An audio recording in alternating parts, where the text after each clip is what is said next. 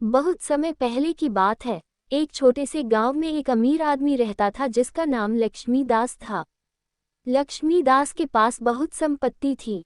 उसके पास बड़े बड़े खेत, अनगिनत मवेशी और एक विशाल हवेली थी। पूरे गांव में उसकी समृद्धि की चर्चा थी। गांव के लोग उसे सम्मान देते थे, लेकिन उसके अमीर होने के बावजूद वह एक बहुत ही घमंडी और स्वार्थी व्यक्ति था। लक्ष्मीदास के दिल में गरीबों के लिए कोई दया नहीं थी और उसने कभी भी किसी की मदद के लिए हाथ नहीं बढ़ाया। लक्ष्मीदास ने अपना पूरा जीवन केवल धन इकट्ठा करने में ही बिता दिया था। उसके पास जितनी भी दौलत थी, उसे और अधिक करने की लालसा उसके दिल में बनी रहती थी। गांव के गरीब लोग अक्सर उसकी हवेली के सामने मदद के लिए आते थे, लेकिन लक्ष्मीदास कभी किसी की मदद नहीं करता था। वह हमेशा कहता, मैंने ये दौलत अपनी मेहनत से कमाई है, किसी और को देने के लिए नहीं। एक दिन गांव में एक वृद्ध संत आए। संत को गांव के लोगों ने बहुत सम्मान के साथ स्वागत किया। संत ने पूरे गांव का दौरा किया और लोगों से उनके दुख दर्द की बातें सुनी। जब वह लक्ष्मीदास के घर पहुंचे तो उन्होंने देखा कि लक्ष्मीदास ने एक विशाल भोज का आयोजन किया था जिसमें केवल अमीर लोग ही आमंत्रित थे। गरीब लोग दूर से ही उस भोज को देख रहे थे। संत ने लक्ष्मीदास से कहा, तुम बहुत अमीर हो, लेकिन क्या तुमने कभी सोचा है कि इस संपत्ति का क्या फायदा अगर इससे दूसरों का भला नहीं हो सकता? भगवान ने तुम्हें दौलत दी है ताकि तुम दूसरों की मदद कर सको। लक्ष्मीदास ने घमंड से कहा, ये दौलत मेरी है, मैंने इसे अपने बलबूते पर कमाया है। इसे दूसरों में बांटने का कोई कारण नहीं है। मैं अपने लिए ही काफी हूँ। संत मुस्कुराए और बोले, तुम्हारी ये दौलत एक दिन तुम्हें अकेला कर देगी।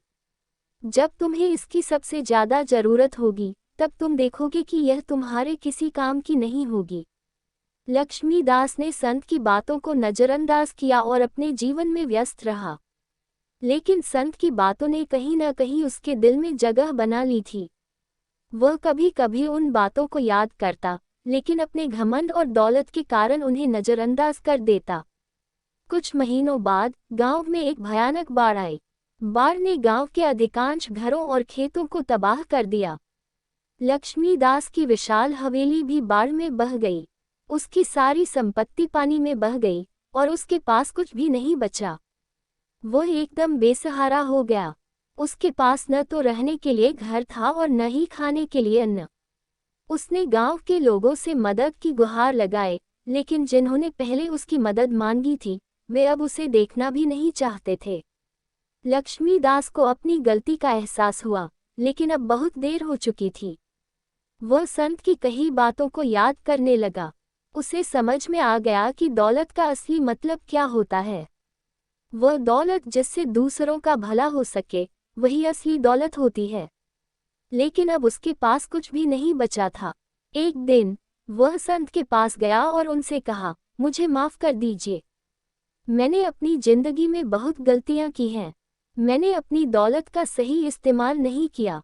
अब मेरे पास कुछ भी नहीं बचा, मैं एकदम अकेला हूँ। संत ने लक्ष्मीदास की बातों को सुना और बोले, अब भी समय है लक्ष्मीदास। भगवान ने तुम्हें एक और मौका दिया है। अपनी गलतियों से सीखो और जीवन में सच्चे रास्ते पर चलो।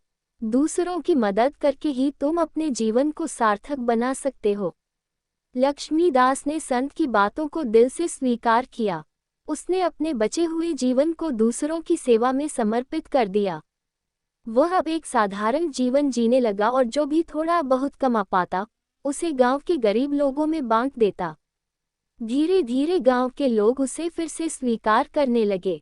उसकी उदारता और सेवा भावना ने उसे गांव के लोगों का प्रिय बना दिया। लक्ष्मीदास अब समझ चुका था कि असली दौलत क्या होती है। वह दौलत जिसे वह पहले केवल अपने लिए इकट्ठा कर रहा था, उसका कोई मतलब नहीं था जब तक कि वह दूसरों के काम नहीं आ सके। वह अब सच्चे अर्थों में अमीर बन गया था, दिल से और आत्मा से। गांव के लोग अब उसे पहले से भी ज्यादा सम्मान देने लगे थे, लेकिन इस बार उसकी सच्ची उदारता और सेवा भावना के कारण। असली अमीरी दौलत से नहीं, बल्कि दिल से होती है।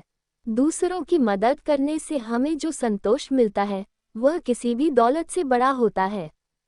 जीवन में सच्ची खुशी तभी मिलती है जब हम अपने संसाधनों का उपयोग दूसरों के भले के लिए करते हैं।